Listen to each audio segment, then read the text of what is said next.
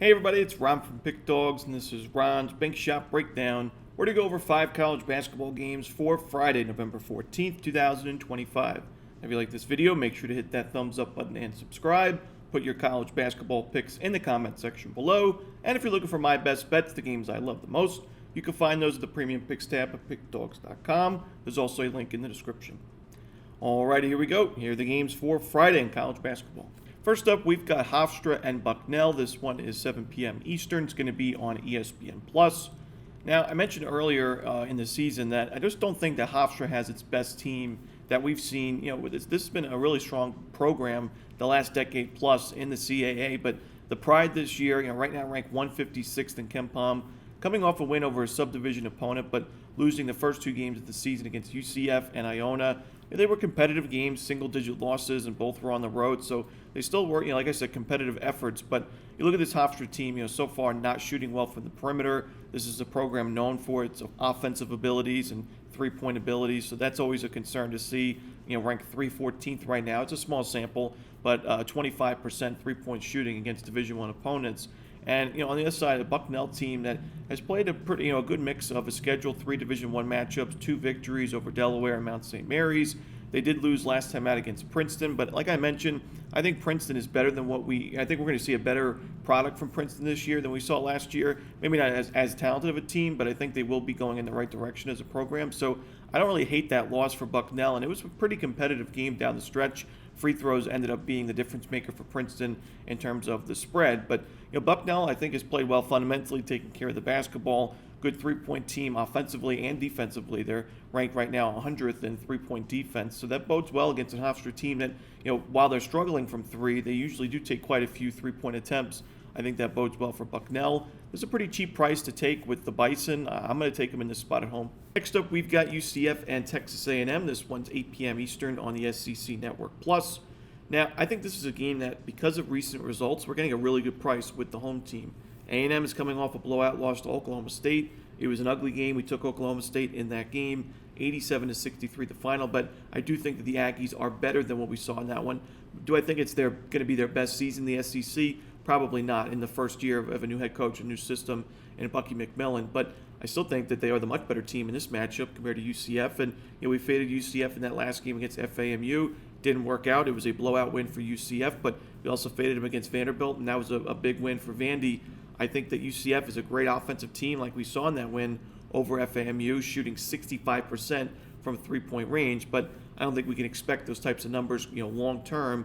And I still think that the defense has some big-time concerns, big-time question marks in your first true road game of the season against a team looking to bounce back from a blowout loss. I think this is a brutal spot for UCF. So I'm going to take A&M in this one and lay the points. Next up, we've got a rivalry game between Georgia Tech and Georgia. This one is going to be 9 p.m. Eastern. It's going to be on the SEC Network. Now, I think for me, this is just a momentum play with Georgia, as they've just been outstanding to start the season with 3 blowout wins, 104-59 over Bellarmine, 94-29 over Maryland Eastern Shore, an Eastern Shore team that took Georgia Tech to overtime in the opening night of the season, and then a 120-81 victory over Morehead State.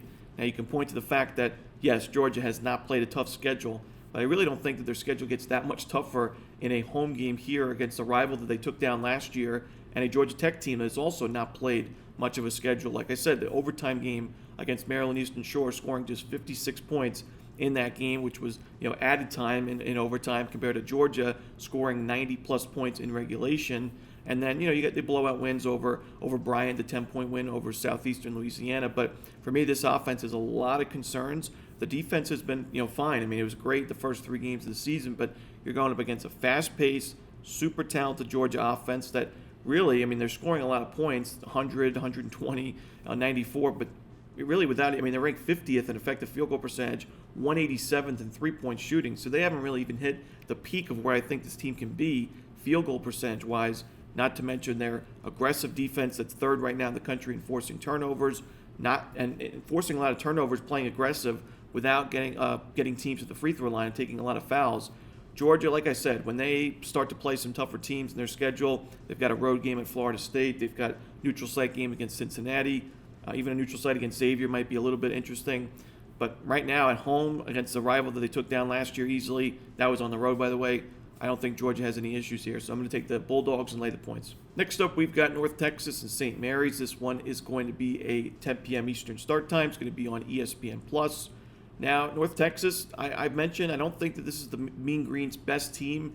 I think that this is going to be a strong defensive unit, but an offense that does struggle to score. It's been a slow-paced offense. It's turned the ball over quite a bit. They've got some pretty good three-point shooting numbers, but for me, St. Mary's is kind of a program similar to North Texas in the fact that they slow things down. They're known for their strong defense. Their offense just does enough to win games, and usually lower-scoring games.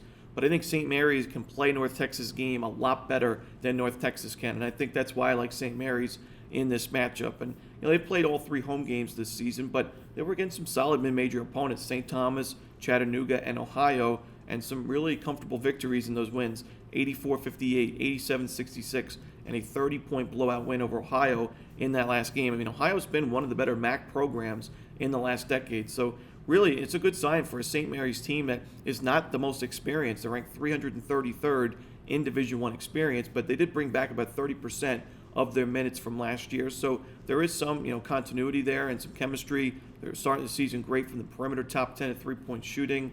I think St. Mary's, like I said, can play North Texas' game, but play it a lot better. I'm going to take the Gales in this one, lay the points. And the final game we're to talk about for the Friday card in college basketball, it's going to be Gonzaga and Arizona State. This one is going to be a late game, 11 p.m. Eastern. It's going to be on ESPN2.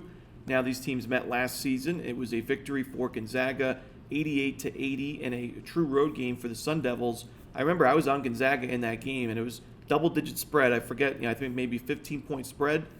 Didn't cover in that one. Arizona State played competitive in that game despite losing. Now they get their chance at revenge playing at home. I think it's a good spot for the Sun Devils, getting all these points as the home dog, the revenge-minded home dog. And Gonzaga, they played 3 games at home this season, 2 tough matchups against Oklahoma and Creighton, but teams that are great programs, but I think are going to have a little bit of a down year, especially Creighton this season. So still very impressive victories, double-digit blowout wins against some strong programs, but your first true road game against a Arizona State team that I do think has improved this season, a team that's got a good amount of D1 experience, and it's also 10th in the country in average height, which goes a long way when you're trying to guard Graham Ike, one of the best players in the country, one of the best players in major college or mid-major college basketball. So for me, I think that Arizona State here defensively will be okay.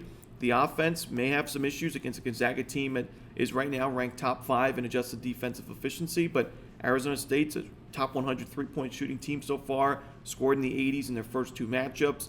I think Arizona State does enough in this game to cover the number. I actually think we go under the total in this one, just a lean, but I think Arizona State plus the points is definitely the better play. And that's it. Those are the games for Friday in college basketball. Hope you enjoyed this video. Again, if you're looking for my best bets, you can find those at the Premium Picks tab at Pickdawgz.com. There's also a link in the description. Each day I have my daily bank shop best bet in college basketball. It's my top play, so you can find that at Pickdawgz Premium. As always, this is Romanelli. Good luck.